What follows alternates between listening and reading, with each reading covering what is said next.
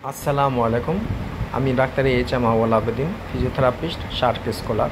আমি আপনাদেরকে আমার ইউটিউব চ্যানেলে স্বাগত জানাতে চাই। এখানে মাজা ব্যথার বিভিন্ন কারণ এবং তার চিকিৎসার কৌশল নিয়ে একটি ভিডিও তৈরি করব। আশা করি আপনারা এই চ্যানেলের বিষয়বস্তু উপভোগ করে লাভবান হবেন।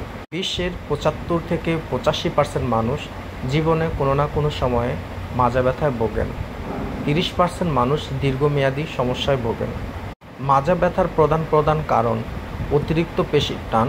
কোমর ব্যথার প্রায় ৫০ থেকে ৭০% অতিরিক্ত পেশির টানে হয়।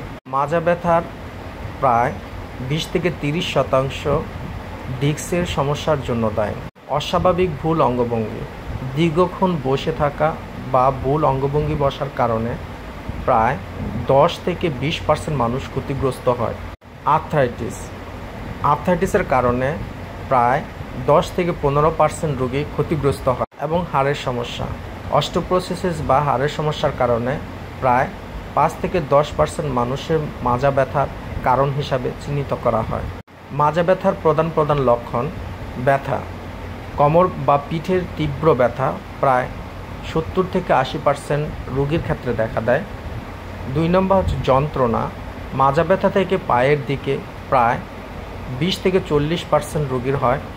তীব্রতা, স্টিফনেস বা কঠিন ভাব প্রায় ৩০ থেকে ৫০% রোগীর মধ্যে অনুভূত হয়। লাস্ট, পেশির অতিরিক্ত টান। পেশির অতিরিক্ত টানের কারণে ৩০ থেকে ৫০% রোগীর ক্ষেত্রে দেখা দেয়। চিকিৎসা: ওষুধে প্রায় ৫০ থেকে ৬০% রোগীর ব্যবহার করা হয়। ২ নম্বর হচ্ছে ফিজিওথেরাপি। পেশি শক্তিশালী ও স্ট্রেচিং ব্যায়ামের প্রায় ৫০ থেকে ৬০% রোগীর খুবই কার্যকর। ৩ নম্বর হচ্ছে ব্যথা কমাতে প্রায় ৩০ থেকে ৪০% রোগীর গরম পানি বা ঠান্ডা পানির সেক ব্যবহার করা হয়। প্রতিরোধ: নিয়মিত ব্যায়াম এবং সঠিক অঙ্গভঙ্গির প্রায় ৭০ থেকে ৮০% ক্ষেত্রে অনেক উপকারী। ২ নম্বর হচ্ছে অতিরিক্ত ওজন কমালে প্রায় ৫০ থেকে ৬০% রোগীর মাজা ব্যথা প্রতিরোধ করা সম্ভব। এখানেই শেষ। আপনার মূল্যবান বক্তব্য আমাদের জানাবেন।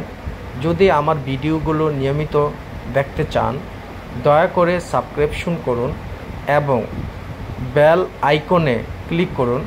ভিডিও দেখার জন্য ধন্যবাদ।